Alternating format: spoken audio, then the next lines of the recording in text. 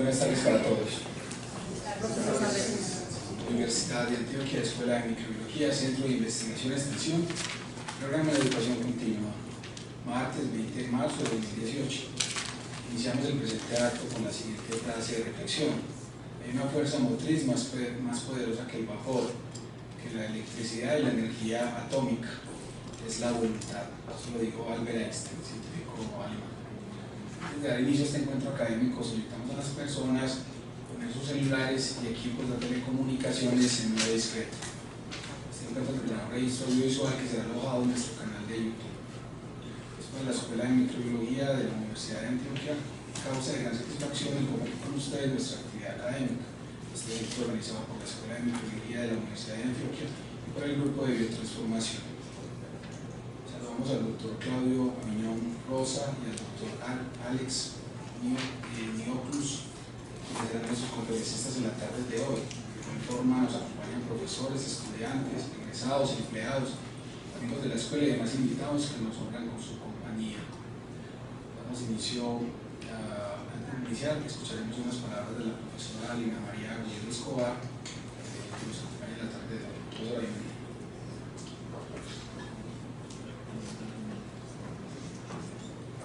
Bueno, buenas tardes, muchas gracias por la asistencia. Fundamentalmente mi intervención va en agradecimiento a ustedes por estar acá, por aceptar la invitación para participar en este Actualicémonos. Gracias al profesor Claudio y a Alex que nos están acompañando con estas charlas.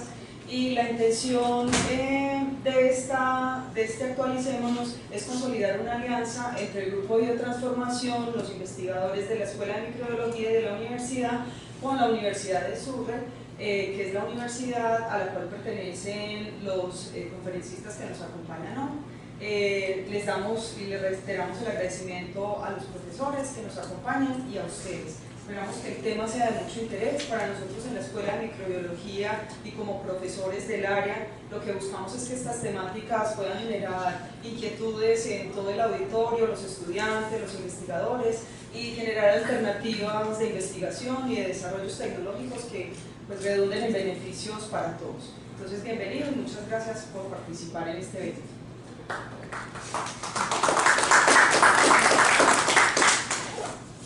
Agradecemos a la profesora Lina por sus palabras.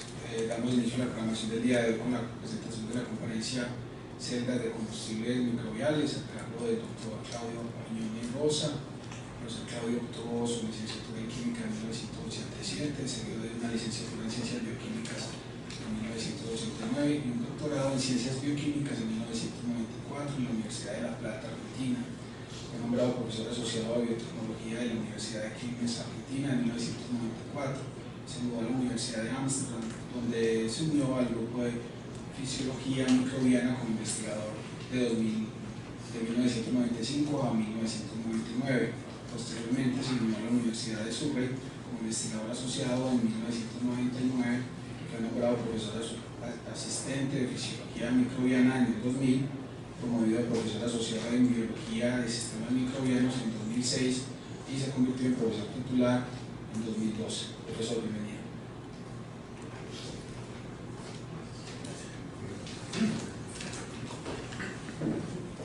Bueno, antes que nada, muchas gracias por la invitación, muchas gracias a Lina, que tuve el agrado, el placer de tener como investigadora invitada en mi laboratorio por 6 meses el año pasado y que fue condenada a trabajo en la mesada y a resucitar un tema de trabajo que había sido suspendido por un tiempo. Y bueno, y de allí salió esta colaboración y la invitación que realmente me llena de orgullo recibir invitado. No es la primera vez que estoy en Medellín, la primera vez, según sello en mi pasaporte, fue en 2010 y después de esa vez 3 veces más, mi 4ª visita, así que va a ser difícil despegarse de mí. Y lo que quería comentar hoy es, bueno, qué es lo que estoy haciendo en el laboratorio del sur.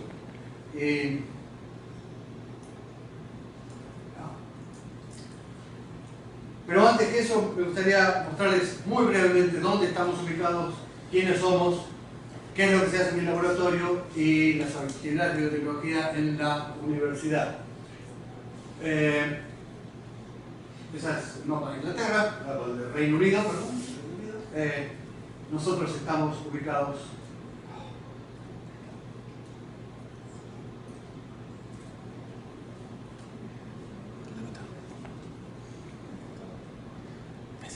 ¿sí? Sí.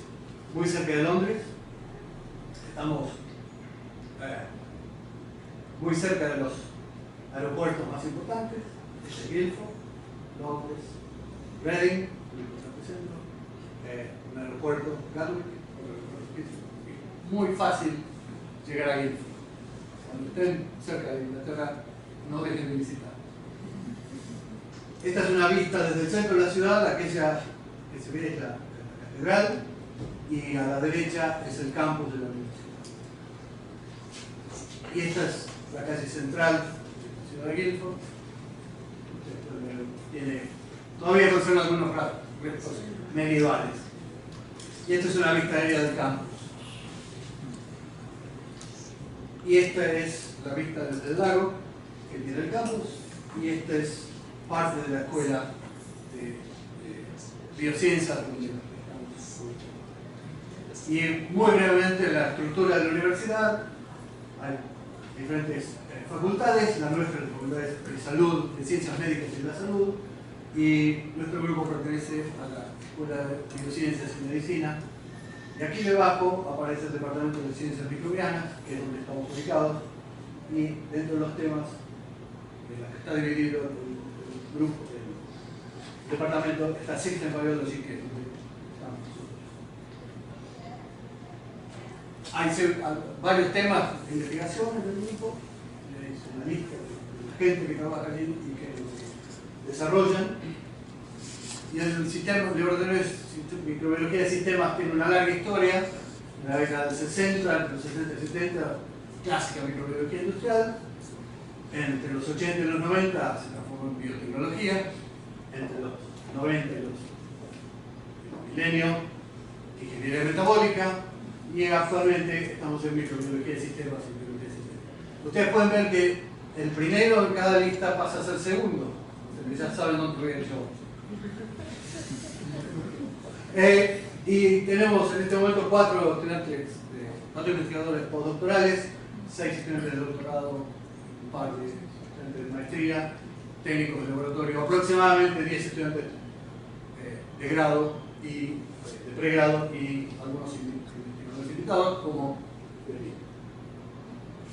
Y estos son los temas en los cuales yo estoy interesado: modelado metabólico, diseño de procesos y circuitos genéticos, ingeniería metabólica, cómo modificar microorganismos para mejorar la producción, un poco de biotecnología ambiental, limpieza de aguas, limpieza de residuos, para obtener energía limpia, bioelectricidad, etc. Y parte de mi investigación se dirige a la producción de antibióticos y otras moléculas de interés industrial. Y estos son algunos de los proyectos. Y mi colaboración internacional. Los sponsors que financian esta investigación y algunas compañías que también colaboran. Esa era una presentación muy rápida de la investigación de trabajo. Cuando uno discute los temas que son los grandes desafíos, lo primero que aparece, o lo primero que se dice es: se necesita un portfolio energético sostenible. Y la pregunta es: ¿por qué? Bueno, se necesitan nuevas tecnologías limpias, fuentes de carbono de bajo liberación de carbono, renovables, productos renovables, procesos que sean neutrales en carbono y fundamentalmente que es una baja emisión de dióxido de carbono. Los renovables tienen que ser de alta disponibilidad y gratuitos, porque no queremos gastar dinero. Ahora, ¿qué hay adentro de ese portfolio energético? Bueno, una lista de diferentes procesos. Por ejemplo, biomasa, energía térmica, energía eólica, sistemas fotovoltaicos, y aparecen por ahí las celdas de combustible. Y esas celdas de combustible es parte del tema en el que voy a estar discutiendo. Nosotros nos dedicamos a sistemas bioelectroquímicos. Las celdas de combustible que utilizamos son celdas de combustible utilizando la capacidad metabólica de organismos, sistemas bioelectroquímicos. En general, tratamos de trabajar con celdas de combustible microbianas, en las cuales la actividad metabólica de especies puras o de comunidades microbianas ubicadas en el comportamiento anódico de una de estas celdas es la que produce electricidad. ¿Qué es una celda de combustible? Bueno, una celda de combustible, en una celda de combustible hay una actividad, una producción de electricidad que ocurre mediante la reacción electroquímica de un combustible y un oxidante en presencia de un electrón. Lo que tenemos es un electrodo que funciona como ánodo, que acepta electrones, un circuito externo a través del cual circulan los electrones hacia un cátodo donde se produce la reducción de, por ejemplo, oxígeno. Esta es una clásica celda de combustible.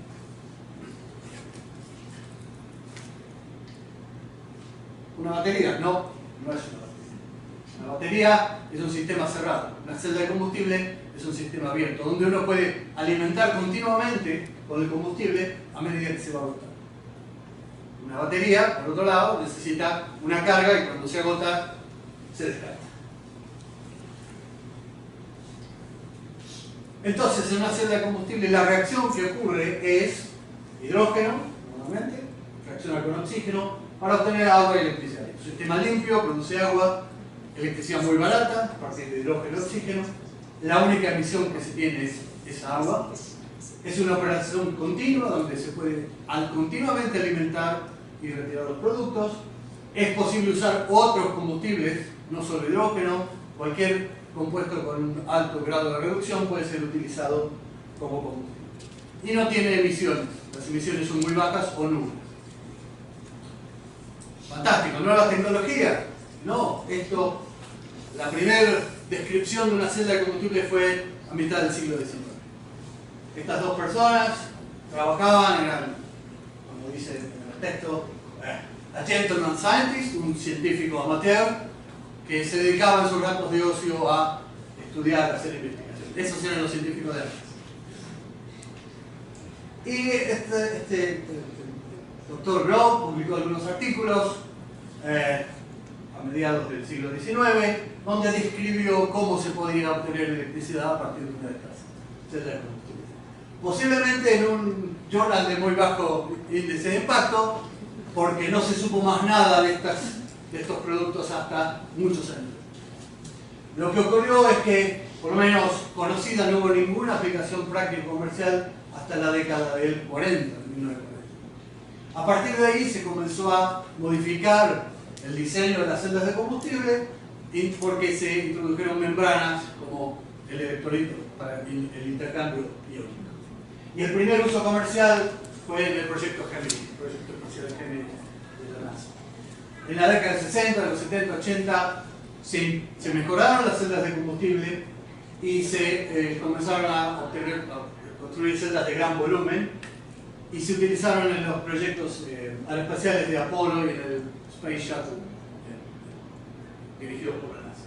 Esos se usaban para producir electricidad y para producir agua potable en el proyecto. En la década de los 90 hubo celdas de combustible en grandes edificios, sobre todo en hospitales, universidades y en algunas oficinas, y en los últimos años aparecen celdas de combustible en diversas aplicaciones. En Londres, por ejemplo, ustedes pueden ver, hay buses que funcionan con celdas de combustible. Bien, ¿y dónde están los microorganismos? Bueno, si uno viera una lista de todos los diferentes tipos de celdas de combustible que existen, uno vería que hay dos que no son químicas: celdas microbianas y celdas enzimáticas.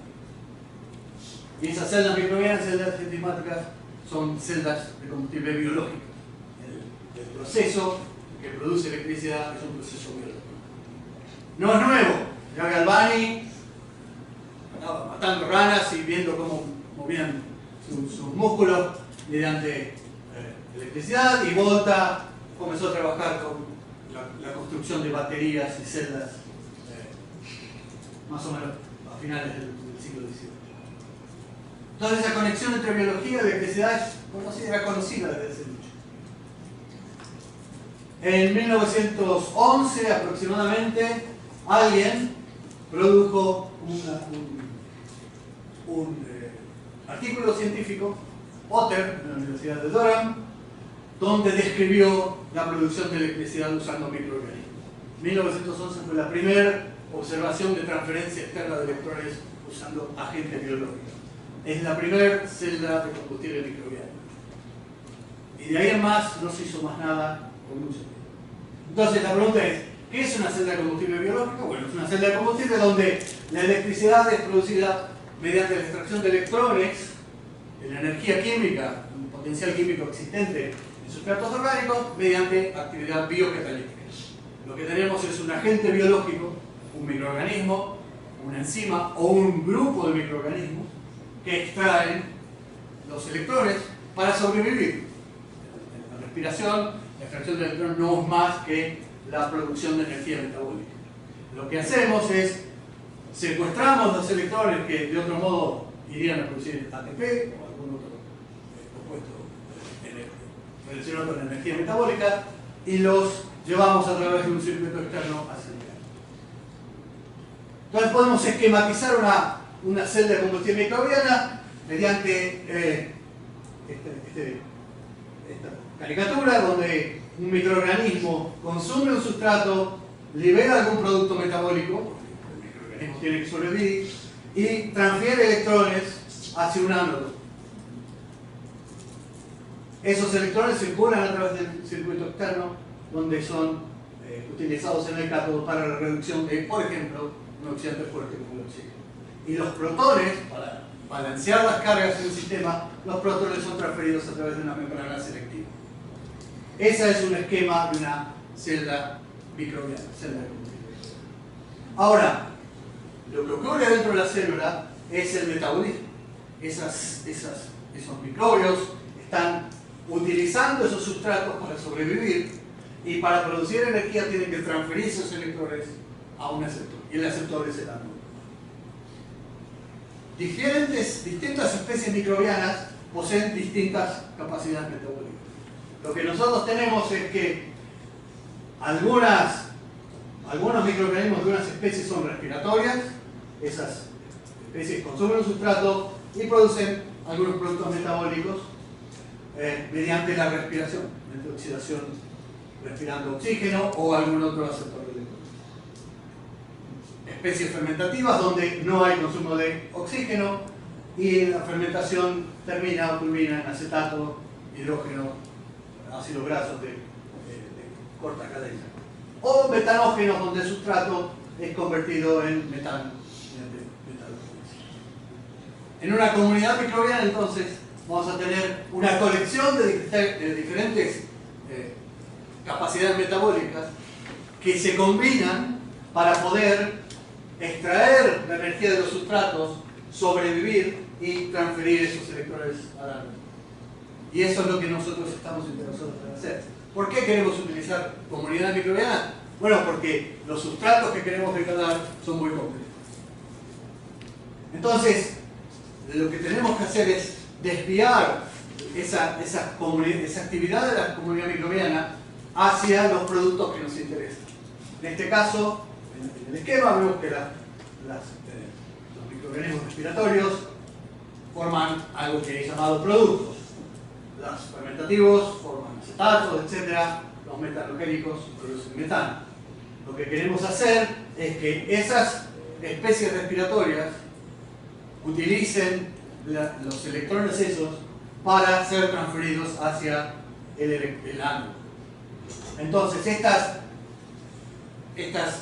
bacterias que son capaces de respirar, si las ubicamos en condiciones adecuadas, van a transferir esos electrones hacia el ánodo. La selección de esas condiciones es el trabajo de los investigadores. Nosotros tenemos que convencer a estas especies que transfieran los electrones al ánodo. Si eso ocurre, las distintas especies actuarán en un modo sinérgico o sintrófico hasta que las respiradoras van a transferir los electrones. En realidad el sistema no es lineal, es completamente no lineal. Hay intercambio de productos metabólicos entre especies, hay una combinación, los productos de una especie son sustratos de la otra, pero los productos de esa otra pueden ser sustratos de la primera, y lo único que sabemos es que las especies electrogénicas deben transferir los electrones. Lo importante entonces es identificar en una comunidad microbiana cuáles son las especies más eficientes y más activas en producción o para la producción de electricidad. Un sistema convencional entonces va a ser un sistema sencillo donde una especie consume un sustrato y produce algo de electricidad. Algún producto será producido, será liberado y algunos electrones serán transferidos al ánodo. Si tenemos un compuesto sencillo como acetato, glucosa, algún alcohol, algún aldehído simple, una molécula pequeña, podemos convertir 100% de ese sustrato en electricidad, o casi 100% de ese sustrato. Este es un sistema convencional. Es una pequeña celda de combustible de volumen 9 mililitros aproximadamente, donde la actividad microbiana, bueno, no se ve por supuesto, pero ocurre aquí adentro, ¿sí? Y ahí adentro, esto es lo que se ve oscuro en el centro, es el ánodo, donde las especies o la especie forma un biofilm. Esto está sumergido en una suspensión, en una solución de algún sustrato, acetato por ejemplo, y lo que ocurre es que produce electricidad. La transferencia de electrones entre el ánodo y el cátodo produce electricidad. Esto es un dibujo, pero si yo tuviera una lámpara ahí se vería la lámpara. Cuando tenemos un sustrato complejo, entonces, las cosas cambian. Porque en este caso no tenemos la simpleza de un simple sustrato, de una especie sola. Lo que tenemos es una comunidad microbiana. Necesitamos una comunidad microbiana capaz de degradar los compuestos, las moléculas que están presentes en un residuo complejo. En este caso me refiero al TD. Esto es un producto que se obtiene de la fermentación alcohólica. Es residuos de harina de trigo que son convertidos, molidos y son utilizados por levaduras para producir alcohol. El residuo es este residuo complejo que es utilizado para alimentar animales.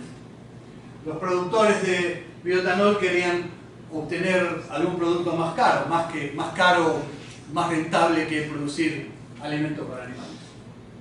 Entonces, hubo una serie de proyectos en los cuales varios investigadores de distintas universidades propusieron modos de enriquecer este complejo.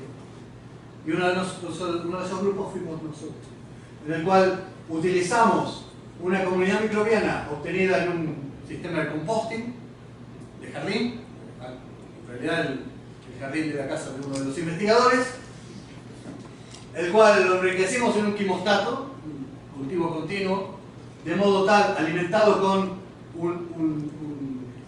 con el agua de lavado que obtuvimos a partir de los residuos sólidos, del DGS, y esa comunidad fue inoculada en nuestra celda de combustible y produjo una cierta cantidad de electricidad.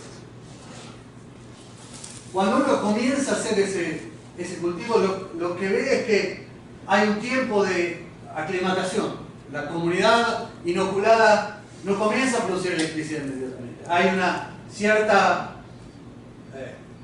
fase de retraso hasta que la electricidad comienza a ser medible. Y se observa que permanece estable, razonablemente estable, por 3, 4, 5 meses. Hay trabajos que hemos demostrado que hasta un año producción de electricidad estable es fácilmente observable. Y nos interesaba saber qué es lo que pasaba aquí. ¿Por qué este delay? ¿Por qué este retraso? Entonces utilizamos un sistema primitivo pero muy bueno, es llamado DGG, es un gradiente discontinuo, una electroforesis en gel usando un gradiente discontinuo, y cada una de estas bandas, esto es en el tiempo, cada una de estas columnas es una muestra que tomamos de nuestra fuel cell. Esta es la muestra del biofilm que se genera en el ánodo. Y lo que ustedes pueden ver es que algunas especies, cada banda de estas es una especie. Y lo que ustedes pueden ver es que hay especies que estaban presentes al comienzo que casi completamente desaparecen. Mientras que hay otras especies que no eran detectables al comienzo y aumentan su abundancia. Nuestra hipótesis es entonces que esta etapa de retraso es debida a que la comunidad está cambiando su estructura. Esa comunidad comienza con una comunidad que viene de un compost y tiene que terminar en una comunidad que es capaz de transferir electrones a una.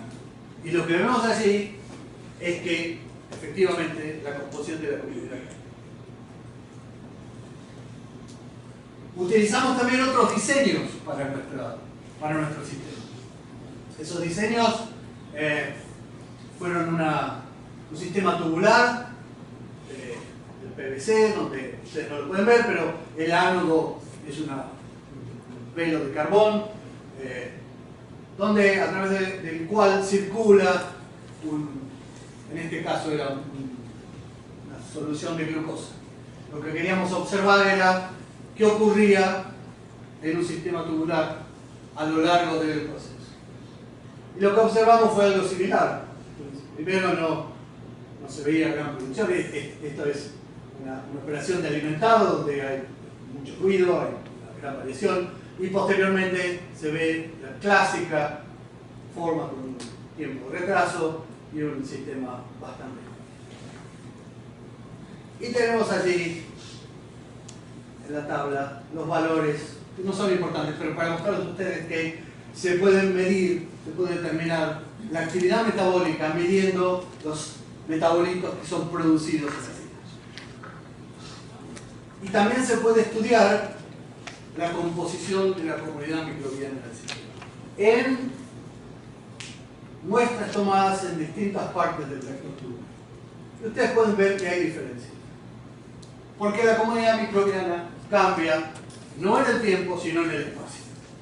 Lo que vemos allí es que espacialmente la comunidad se organiza para tener un sistema muy eficiente, donde el sustrato ingresa a la columna y comienza a ser consumido por las primeras especies a lo largo de la columna, y distintas especies van aumentando su abundancia hasta que el efluente es liberado, sale de la columna casi completamente consumido. Eso nos dio la idea de que podíamos hacer una especie de sistema en columna donde uníamos diversas unidades, diversas células microbianas, en este caso de un volumen de aproximadamente 120 mililitros, para tener una cascada de células. Nuestra idea era que cada una de estas celdas de combustible iba a tener una composición de la comunidad microbiana diferente. En un esquema, lo que ocurre es que el medio de cultivo ingresa a la primera celda de combustible, la comunidad microbiana degrada los compuestos más complejos, proteínas, lípidos, polisacáridos, y el sobrenadante de esa primera celda de combustible es transferido a la segunda celda de combustible, donde ya no vienen polímeros, sino monómeros. Esos monómeros serán degradados por otra comunidad con distintas capacidades microbianas. Y así sucesivamente hasta el final. Eso quiere decir que en nuestras celdas de combustible tiene que haber distinta producción de electricidad. El power output, la producción de energía eléctrica, tiene que, según nuestra hipótesis, aumentar a lo largo de la cascada de reacciones. Y eso es lo que ocurre, efectivamente. Lo que vemos aquí es que de la primera celda de combustible hasta la última hay un aumento en la producción de electricidad. Eso es lo que ocurre y que satisface nuestra hipótesis. Bien. Lo que acá quería demostrar es que,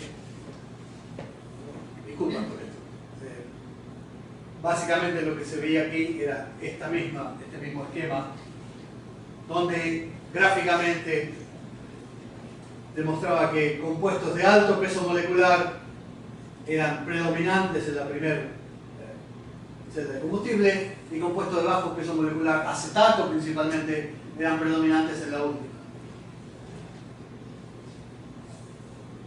Pudimos hacer un estudio de la comunidad microbiana en cada una de esas celdas de combustible. Y lo que vimos es que en la primera celda microbiana, esto es lo que se llama un heat map. Un heat map donde la intensidad del color indica una medida cuantitativa de la composición en este caso. Y lo que vemos aquí es que en la primera celda microbiana la mayoría o la composición predominante es fermentativa. Y que en la última las fermentativas han bajado su intensidad. En una buena reproducción estos colores se ven mucho más intensos. Mientras que la población respiratoria en la primera celda de combustible es muy baja, ella aumenta a lo largo de la cadena. Lo que estamos viendo ahí es la autoorganización de la comunidad microbiana. Eso que este tipo de análisis nos muestra que la comunidad microbiana que es inoculada en la primera celda no es la misma comunidad microbiana que aparece en la segunda celda, o la tercera o la cuarta. En el tiempo, lo que vemos es que la composición cambia. La abundancia de esos microorganismos cambia. Cada especie cambia de acuerdo a la actividad metabólica que presenta y de acuerdo a los sustratos a los cuales se ven enfrentados. En otras palabras, la comunidad se autoorganiza de acuerdo a sus propias capacidades metabólicas. Fuimos capaces de identificar especies que se podían correlacionar, no géneros, no tipos de metabolismo, sino especies que se podían correlacionar con la potencia emitida, producida. Y hay una lista de diferentes microorganismos que pudimos identificar en cada una de estas comunidades. O sea que tenemos un sistema donde la energía producida aumenta y lo podemos asociar con la presencia de algunas especies y de algunos tipos de metabolismo. Pero no solo eso, también encontramos que hay compuestos que aparecen, compuestos de interés. Y realmente no es una muy buena representación gráfica, pero esta parte, este panel muestra los compuestos presentes en la alimentación y esta última nos muestra los compuestos sintetizados por la actividad microbiana. Y lo que vemos es que cambia la composición del sistema, que era de esperar, pero lo que queremos nosotros demostrar es que eso es lo que hace, lo que fuerza a la comunidad microbiana a cambiar su composición. Entonces tenemos un sistema que produce electricidad de acuerdo a la posición en la cascada, que cambia la composición de acuerdo a la posición de la cascada y que cambia la composición metabólica de acuerdo a la posición de la cascada. Si uno se pone a pensar, esto no es más que un intestino.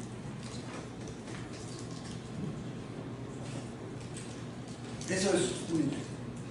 Si fuéramos capaces de tomar muestras en el intestino, veríamos que en distintas partes del intestino hay distintas composiciones microbianas y distintos compuestos. Ahora, si nosotros pudiéramos aplicar este sistema en gran escala, no se olviden que estos son 120 mililitros. Si pudiéramos aplicar eso en gran escala, podríamos tener una biorefinería, donde asociada a la producción de bioetanol, usando estas harinas de trigo, que generan ese sustrato, o ese producto, o ese subproducto, que no tiene mucho valor más que para alimentar animales, podríamos asociar ese producto a un sistema bioelectroquímico como este. Eso sería una muy buena biorefinería. ¿Por qué? Bueno, porque podríamos aumentar la potencia volumétrica, la cantidad de electricidad producida por unidad de volumen, y podríamos generar metabolitos de interés industrial, ajustando el tiempo de residencia, ajustando el inóculo, el tipo de inóculo.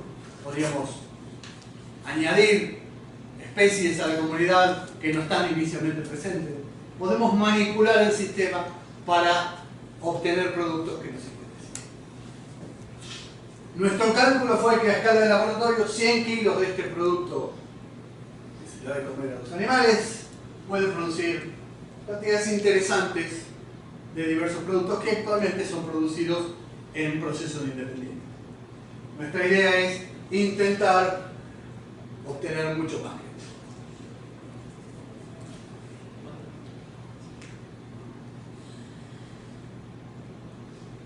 Para continuar nuestros estudios, lo que intentamos hacer fue tratar de hacer un escalado del sistema y generamos un prototipo de una celda de combustible multielectrodo en lo que creíamos iba a ser un sistema de flujo pistón. Ya les estoy contando el final. Fue un diseño tubular porque el residuo es semisólido. Necesitamos tener un sistema que fuera capaz de mover un lodo, slurry, ¿sí? Y nos permitiría extender la serie de unidades. Lo que tendríamos era no una serie de unidades discretas, sino un sistema continuo. Básicamente era un tubo con ánodos. Los ánodos son, en este caso, para permitir el pasaje de los sólidos, los ánodos eran cepillos de carbón conductivo con un colector de electrones, y el cátodo era un cátodo abierto a la atmósfera para poder consumir oxígeno. Y entonces nuestra idea era que se iba a formar un biofilm en esos cepillos, el ánodo, y los electrones iban a fluir, y nosotros íbamos a estar muy felices hasta que esto se bloqueó, porque los sólidos eran tantos que no permitían el flujo del sistema. Hubo una serie de errores de diseño que, bueno, a posteriori nos dimos cuenta que eran triviales. Falta de visión, ingeniería. El sistema luce espléndido. Y para que vean más o menos el tamaño de la escala, ese no soy yo. Para que vean el tamaño de la escala, es 1 metro 20, 1 metro 30. Es Doug Hodgson, que trabajó conmigo. Esta foto no puedo mostrar en la universidad porque no está usando gafas de seguridad ni bata, pero igual.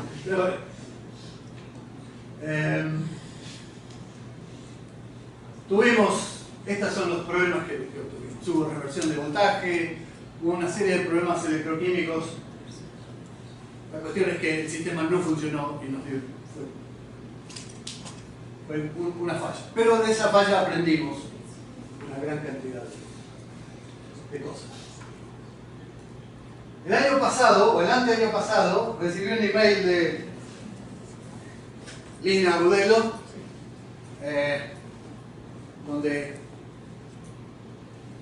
me proponía hacer un proyecto y tener una estadía en el laboratorio, 2 meses, y colaboramos en la producción de una propuesta para la Newton Fund. El Newton Fund es un fondo del British Council para colaboración con diversos países catalogados en la OECD, la Organización de Comercio y Desarrollo, y uno de esos países es Colombia. Y el proyecto que presentó Lina fue aprobado y Lina tuvo la fortuna de pasar 6 meses en el laboratorio. Y nuestra idea fue intentar utilizar esas cosas que habíamos aprendido para utilizar productos de residuos de la industria del café. Ustedes saben más que yo de esto. No puedo hablar. Pero Colombia es el tercer mayor productor de café. La cantidad de energía que se bota, es inmensa. No solo en Colombia, todo el mundo productor de café, la cantidad de energía que se va en el residuo es formidable. Ustedes ya tienen un proceso en el laboratorio de café, pero el nuestro va a ser mejor. Entonces el desafío era tratar de utilizar y manejar los residuos a gran escala. La idea era obtener residuos de café, tratar de ver cuál era la composición de esos residuos de café para ver si los podemos usar como alimentación en las celdas de combustible. Esto es un resumen sumario de los componentes presentes en el café, y como ustedes pueden ver, las cantidades son impresionantemente altas. Un gran porcentaje es energía, son compuestos orgánicos que contienen energía. Esa energía la podemos utilizar para producir electricidad. Convertimos energía química inutilizable en electricidad perfectamente utilizable. La producción de café instantáneo es también altamente contaminante. En este momento el residuo del café instantáneo, que es el mismo residuo que se obtiene en la cafetería aquí arriba, o en Starbucks, ¿sí? ¿Qué es Starbucks? Juan Madé. Bueno, la cantidad de energía es formidable. En este momento hay algunos intentos de convertir ese residuo, ese grano molido, en energía.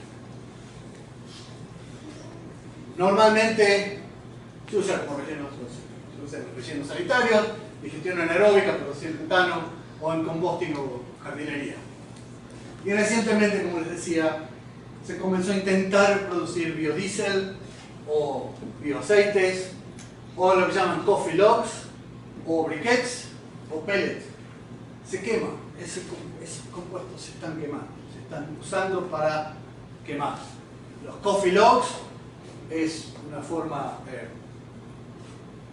comercialmente muy inteligente, pero técnicamente sencilla, que es compactar ese café molido con forma de troncos para quemarlo en las chimeneas.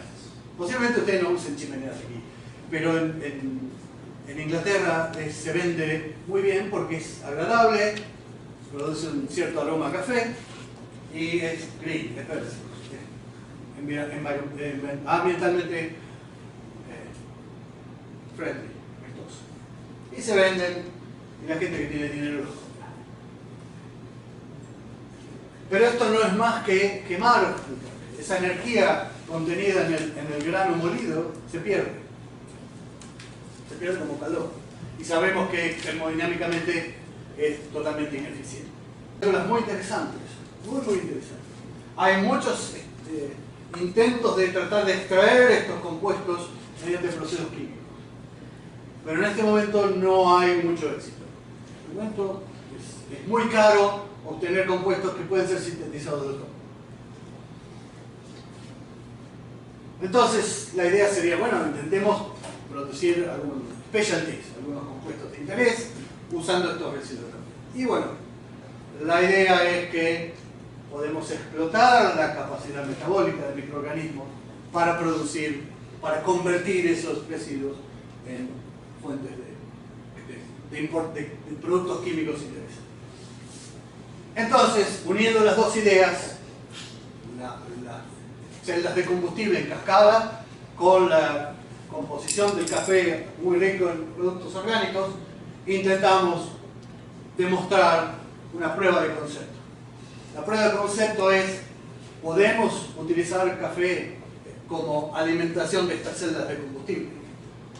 Entonces utilizamos una comunidad natural que no es la comunidad natural que se encuentra en las granjas, en las fincas cafeteras, pero es una comunidad natural que sabíamos, son logos anaeróbicos, sabíamos que tiene capacidad, muy alta capacidad de degradación. Utilizamos un agua residual sintético porque era imposible enviar agua del lavado de café de las fincas cercanas a Medellín, a Inglaterra, por muchas razones. Y utilizamos café molido, una preparación doméstica. El café que preparaba Lina en la mañana en su casa, lo traía y lo ponía en la celda de combustible. Y logró armar un sistema, ensamblar un sistema de celdas de combustible microbiano. Y obtuvimos una serie de curvas de potencia, y lo que ustedes pueden ver es que sí, se puede producir electricidad usando esos residuos de café. Y en un sistema continuo también se puede obtener energía a partir de residuos de café. Por supuesto, estos son experimentos preliminares, es una prueba de concepto. Lina fue... Veamos si esto funciona. Y ustedes van a ver, lo vieron ahí.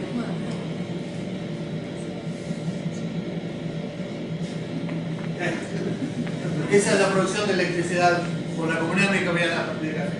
No vamos a iluminar Medellín con esto, pero tenemos un sistema que produce electricidad a partir de residuos de café con una comunidad microbiana. Eso es lo que hicimos en el laboratorio. Gracias.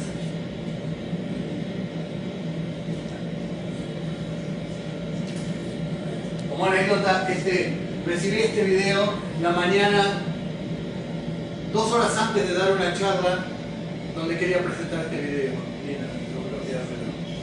Y el video muestra también el sistema, cómo fue ensamblado con nuestros sistemas para análisis, primer plano de una celda de combustible que funciona. Y esta es una foto muy artística del sistema en cascada. Lo que logramos hacer es poner el sistema en cascada, donde cada una de estas celdas de combustible alimenta a la siguiente. Conclusiones, algunas dudas que aún persisten y nuevos problemas. Sabemos que nunca vamos a solucionar todos los problemas, pero también es importante saber qué es lo que no podemos hacer. Sabemos que los residuos de la industria del café pueden ser utilizados como sustrato en celdas de combustible. Sabemos que la comunidad microbiana cambia su composición y tenemos todos los resultados en mi computadora ahí, pero todavía no tenemos tiempo de analizarlo. Pero sabemos que hay cambios en la composición microbiana. Tenemos que terminar con ese análisis para ver cuáles son las especies que pueden asociarse o correlacionarse con la producción de electricidad utilizando sustrato de café. Estamos en este momento, alguien está haciendo el análisis de los metabolitos que son producidos en la cascada y en los sistemas. Los grandes problemas que tenemos son eliminar los sólidos, porque los sólidos suspendidos causan serios problemas, y queremos hacer estudios con microflora natural. Ir a la finca, obtener los residuos y ver si la comunidad microbiana presente en esos residuos es capaz de producir electricidad. Y si no es capaz, convencerla para que lo haga. Afortunadamente, pudimos obtener fondos para presentar un proyecto que no necesariamente está relacionado con este tema, pero como logramos obtener esos resultados y logramos obtener algunos fondos, dijimos, bueno, probemos si es posible construir una celda de combustible, pero no con materiales como Perspex o platino o fibras de carbono, o lo que queremos es algo de bajo costo. Entonces, Esto fue financiado por el Fondo de Investigación para Desafíos Globales, que es financiado por el Consejo de Investigaciones de Ingeniería y Ciencias Físicas del Reino Unido, que se le otorgó a la Universidad de Surrey, y la Universidad de Surrey distribuyó entre investigadores que en un concurso que fue una convocatoria que fue muy competitiva, pero nosotros logramos obtener fondos para construir un sistema. Mi idea original era construir un sistema tubular donde la membrana que se utiliza de intercambio de electrones no es un afión, no es un polímero sintético, sino que es un material doméstico, o fácilmente posible y barato, de muy bajo costo. Y pensamos en cerámicos o arcillas, o pensamos en látex, o pensamos en otra serie de materiales impensables, pero los pensamos. Y la idea original era introducir uno de estos ánodos, electrodos, cepillos con fibras de carbono, y usar un cátodo externo donde el oxígeno es suministrado por el aire. Alex, que nos acompaña hoy, tuvo grandes ideas, y una de ellas fue utilizar sistemas de cocina, química de cocina, donde usando arcilla que se usa para modelado, es la misma que usaba mi hija cuando tenía 3 años, y un palo de amasar, no sé cómo lo llaman, un rodillo de cocina, y una sofisticada máquina para hacer pasta, porque necesitamos tener un espesor de la membrana uniforme y medible. Alex pasó esa arcilla a través de la máquina y obtuvo este tipo de membrana, que es moldeable, que es fácil de manejar y que es muy barato. Entonces nuestro objetivo de tener un sistema barato podía ser cumplido. Entre cerrando un poco los ojos se puede ver que se parece al diseño original. ¿Sí? Pero esa es la idea. Esta es una de tantas sistemas que Alex construyó. En un trabajo heroico, porque fueron 2 meses solamente, o menos, sí, 2 meses, en los que probó una infinidad de materiales, una infinidad de diseños, materiales que nunca habíamos oído hablar en nuestra vida, pero que existen. Utilizamos cáscara de café mezclada con alginato para hacer ánodos. Utilizamos sistemas de colador, una red de acero inoxidable que se usa para colar líquidos en la cocina. Una malla. Bueno, utilizamos todo tipo de productos que eran muy baratos. Y si los compramos en grandes cantidades, son aún más baratos. Son del orden de centavos de dólar. Este material cuesta, 1 kilo cuesta 4.000 pesos. O menos. Y con 1 kilo se pueden hacer cientos de membranas. El escalado no puede ser en volumen. El escalado se hace en número. Es un sistema modular. Si queremos pasar de 10 mililitros a 100 mililitros, no construimos una columna parlante, construimos 10 columnas de 10 mililitros. Entonces, construir un sistema de estos es sencillo. Y si efectivamente puede ponerse en una finca, el cafetero, cuando un sistema no funciona, lo remueve, lo tira y reemplaza con otro. Esa es nuestra idea. Aquí están otros de los materiales utilizados. Esta es una fibra de carbono, pero el cilindro era algún material que estaba en el laboratorio de plástico. Esto que se ve aquí es la membrana, es un azulejo,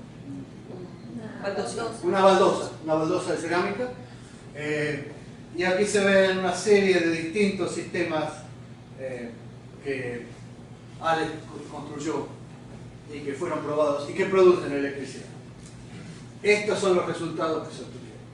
Y estos son los distintos materiales. Algunos fallaron dramáticamente, otros fueron muy efectivos. Y ustedes pueden ver que la potencia por metro cuadrado es en miliwatts, pero hay números interesantes. Este número es muy interesante. Este número puede mejorarse. Lo que tenemos allí es un sistema que produce electricidad, que es muy barato y que puede utilizarse.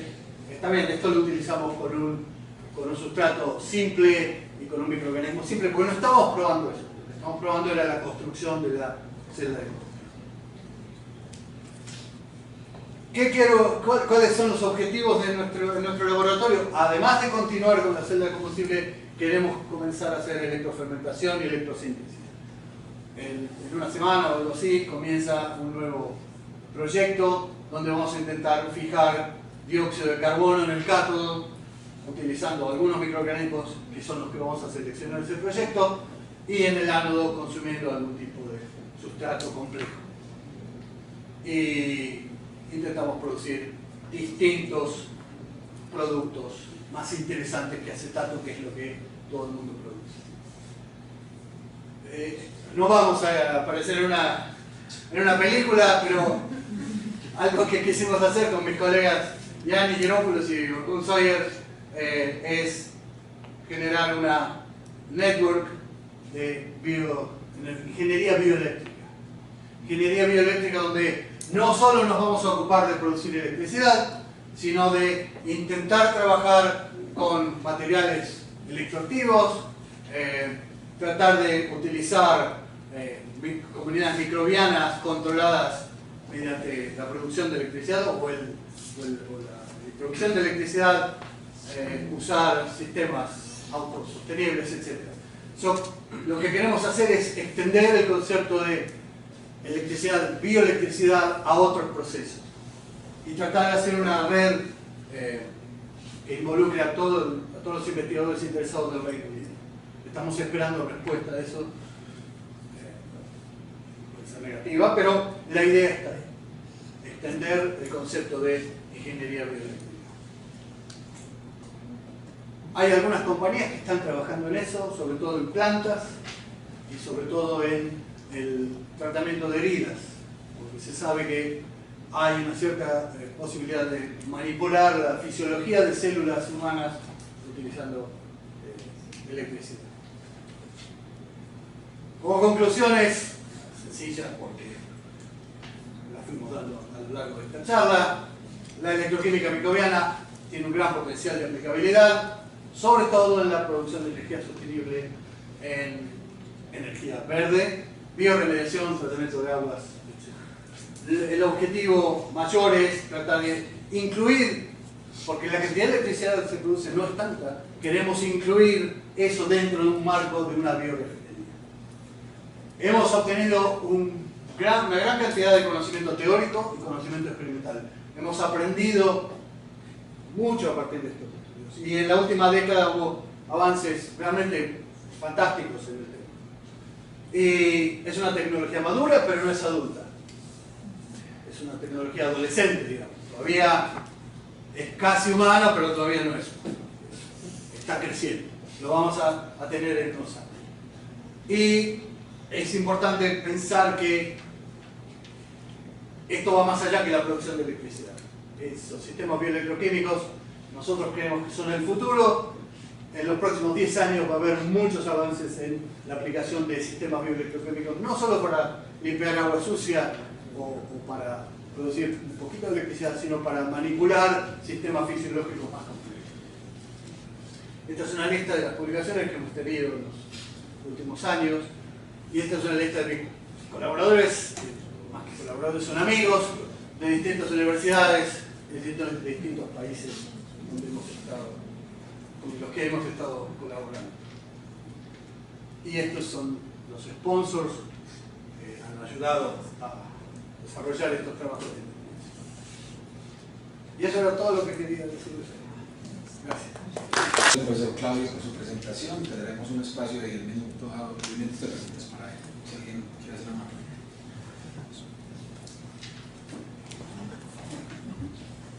Hola, mi nombre es Salomé Colorado, soy estudiante de Biología de la Universidad FEAFIT, que es otra universidad acá en Medellín. Y tengo 3 preguntitas y no mucha molestia. No.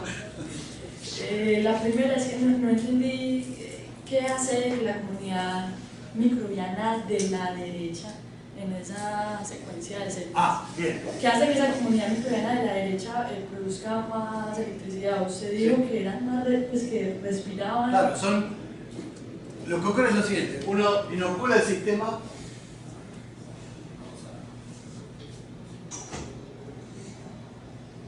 Déjame volver al Listo.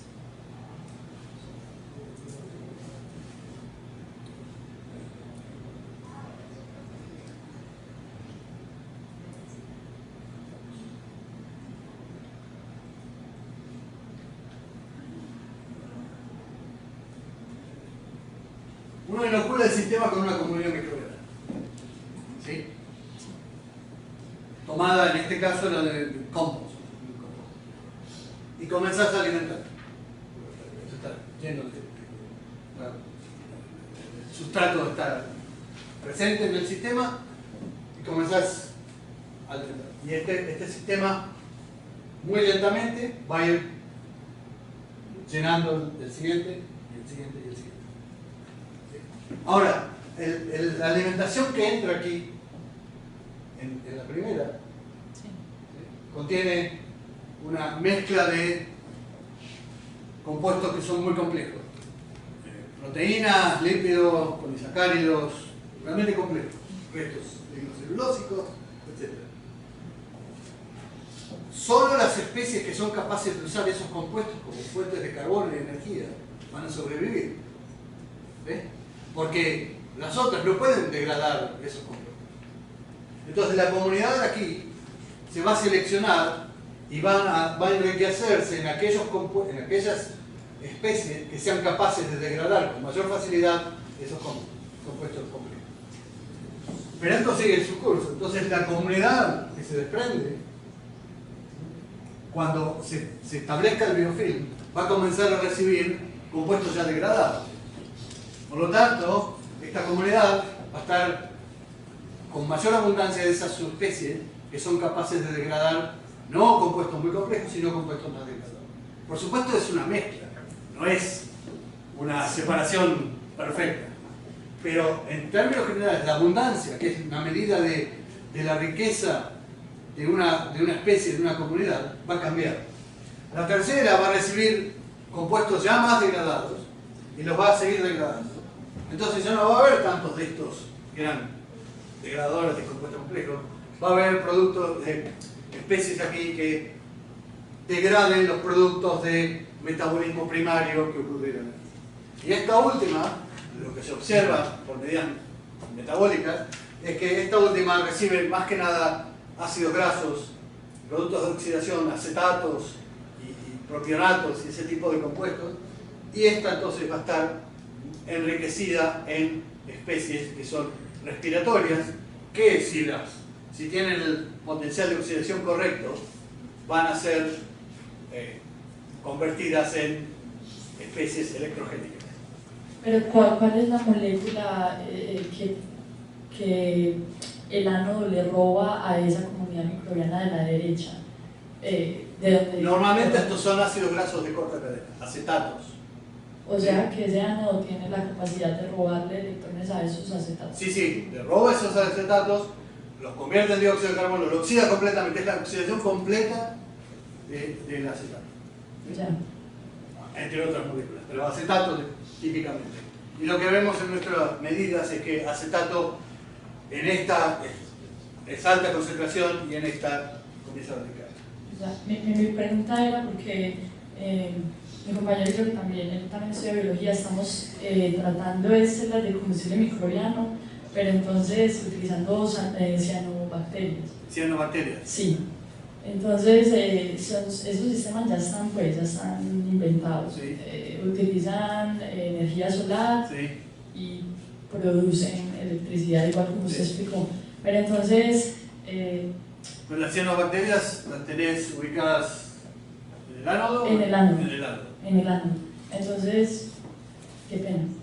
En el ánodo, y entonces se supone que el NADPH que se produce ahí va al ánodo, pues el ánodo le roba el electrón al NADPH. Bueno, exactamente, sí, el mecanismo es a través de enzimas que son capaces de transferir electrones directamente al ánodo, citocromos, etc. Eso.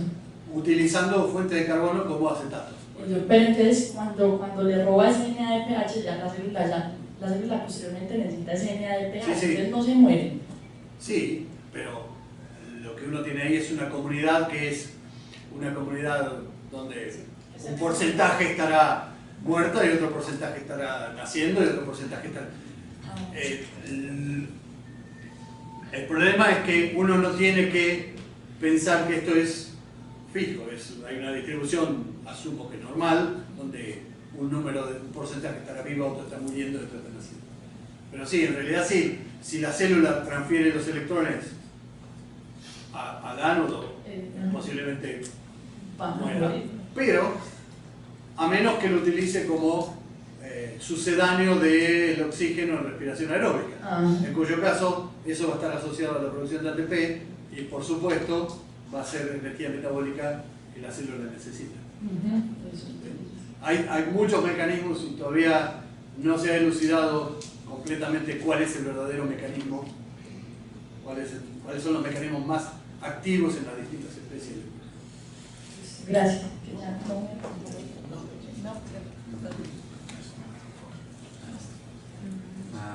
Buenas tardes, muchas gracias por su presentación. Yo soy Jair Orozco y dirijo el grupo de nanobioingeniería de la Universidad de Antioquia, es un grupo Tandem Max Plan. Tengo dos preguntas. Una, de acuerdo con las últimas diapositivas que presentó, a mí me da la impresión de que, no sé si sería muy arriesgado decir que va hacia fotosíntesis artificial usando microorganismos. ¿Qué opinión le merece la fotosíntesis artificial? Y también, ¿cuál es la eficiencia de su proceso y del estado del arte en su proceso comparado con otros métodos de producir energía limpia como las celdas solares o como la misma fotosíntesis artificial basada en nanoingeniería? Fotosíntesis sintética, no tengo una opinión muy formada. Lo poco que sé es que está muy lejos de ser una realidad. El mayor problema es, si no estoy equivocado,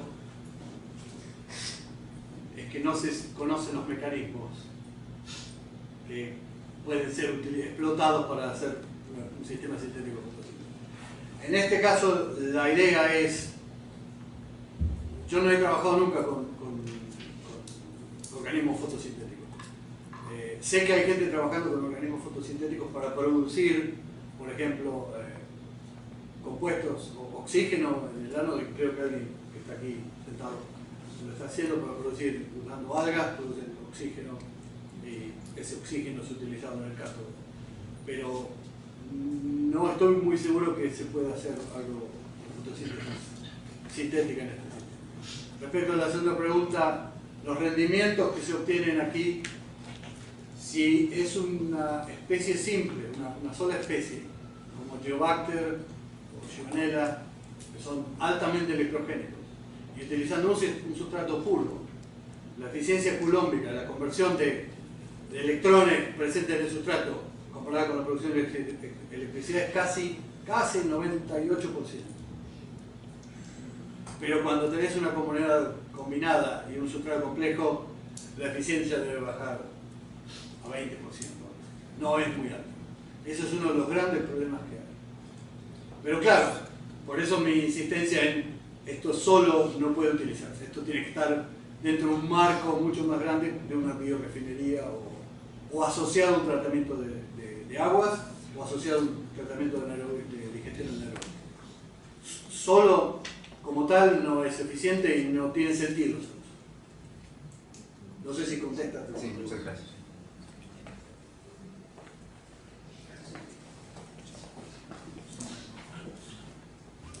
Buenas tardes, profesor. Mi nombre es Alexandra Muñoz y trabajo como investigadora para una empresa llamada Biofénix, que se encarga principalmente de hacer investigación de microbiología aplicada a minería. Y en ese sentido, entonces, voy por mis dos preguntas. La primera es si no solamente compuestos orgánicos pueden servir como sustratos donadores de electrones, sino también minerales, por ejemplo en el caso de la pita, que es un sulfuro de hierro, que puede donar electrones a partir de hierro o de compuestos reducidos del azufre. Pero estamos hablando de un sustrato sólido. Entonces, si yo tengo una mina con una relavera, con un depósito de minerales, puedo colocar los electrodos y generar electricidad a partir de los microorganismos que están oxidando la pirita o otros minerales. Nosotros mostramos hace tiempo que estos sistemas son capaces de limpiar de sulfuros, pero solubles, y con muy alta eficiencia. En el caso de pirita o ese tipo de minerales sólidos, no sé, pero lo que podría intentarse es usar eso no como sustrato, sino como electrodo o como sistema que el hierro, por ejemplo, es utilizado como aceptor de electrones. ¿Sí? El hierro 3 se puede convertir en hierro 2 y es usado como aceptor de electrones por muchas bacterias. Yo creo que sería muy interesante hacer estudios de conversión de estos minerales y ver si hay algún modo de solubilizarlos biológicamente en un sistema de pretratamiento para que eso alimente a los sistemas eléctricos. Eso sería algo interesante. Bueno, se podría también utilizar los drenajes mineros, bueno, que son ricos en hierro. Sí, los drenajes mineros se han utilizado en celdas de combustible. ¿Y la para limpieza de drenaje minero. Bueno, entonces la segunda pregunta va encaminada a eso. En algunas mineras utilizan los wetlands para tratamiento de drenajes ácidos. Si una celda de estas es abierta, entonces se podría colocar en un wetland una membrana que haga la separación y generar entonces una vez. Coincidentemente, hoy estábamos hablando de eso con los colegas. Sí, sería posible. Es más, se ha hecho, no sé si se ha hecho con sistemas minerales de minería, se ha hecho con sistemas de tratamiento de los wetlands. Entonces ahí el detalle estaría en el material de la membrana. Claro. Es más, yo no creo que sea necesario usar una membrana, porque es posible, por supuesto no todo el tiempo para decirlo acá, pero es posible crear celdas de combustible de sustrato sólido.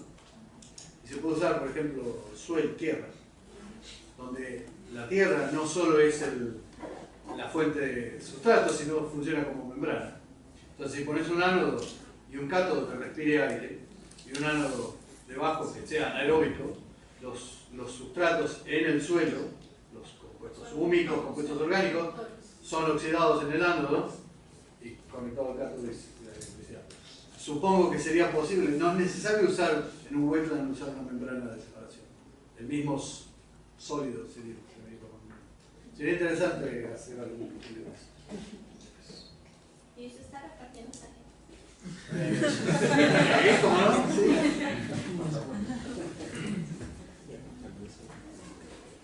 Ella quería hacer la última pregunta. Bueno, usted habló de las celdas que utilizaban enzimas, en vez de microorganismos. Sí. No había escuchado yo nunca de eso y qué tipo de enzimas se utilizan. Y las enzimas tienen que ser enzimas oxidantes, enzimas redox en general. La mayoría de las celdas de combustible con enzimas han usado enzimas en el cátodo, pero se pueden usar también en el cátodo para hacer reducción. Son muy eficientes, pero el problema de las enzimas es que son enzimas, son proteínas y se desnaturalizan. En el ánodo se pueden usar enzimas oxidantes, glucosa oxidasa o algo de eso. Nosotros hemos publicado algunos trabajos en el tema. El problema es muy específicas, por lo tanto son solo para sustratos muy específicos, tanto en el ánodo como en el cátodo. Hubo ideas hace 10 años o algo así, en las cuales se pensaba utilizar celdas de combustible enzimáticas para biosensores, por ejemplo, para medir glucosa en sangre o algo así. Que era un poco ciencia ficción, pero como idea, bueno, es razonable. La sangre es muy rica en compuestos orgánicos y si podés asociar la producción de electricidad con la concentración de glucosa, pero Pero obviamente son sistemas que no creo que en este siglo puedan. No los voy a ver. Y la última cosita era de variar el voltaje que hay que ponerle en principio a la celda dependiendo del microorganismo que uno tenga. Sí, es posible hacer eso. Es necesario hacer eso. Cambiarlo. Porque en realidad uno lo que hace es lo que hace está secuestrando los electrones. Los electrones, por ejemplo, en el NADH o el NADPH, el potencial redox que tiene es el adecuado para transferir a los citocromos, a la cadena respiratoria, etc. ¿Sí? Y el último paso es la transferencia de los electrones al oxígeno. Porque el oxígeno tiene un buen potencial. Ahora, si vos pones un ánodo con un potencial que está antes del oxígeno, esos electrones no van a ir al oxígeno, van a ir hacia otro electrón. Nosotros en un trabajo que hicimos hace unos años mostramos que era posible, ajustando el potencial del electrodo, era posible seleccionar si una especie era fermentativa o respiratoria. Cambiando el potencial, uno puede modificar el metabolismo. O sea, estarías controlando el metabolismo moviendo una perilla en tu equipo. ¿Sí? Eso se puede hacer. Eso es parte de un proyecto de investigación que estamos desarrollando ahora, en el cual queremos poner la misma especie de distintos potenciales a ver qué pasa. Pero sí, a veces es necesario. Muchas gracias.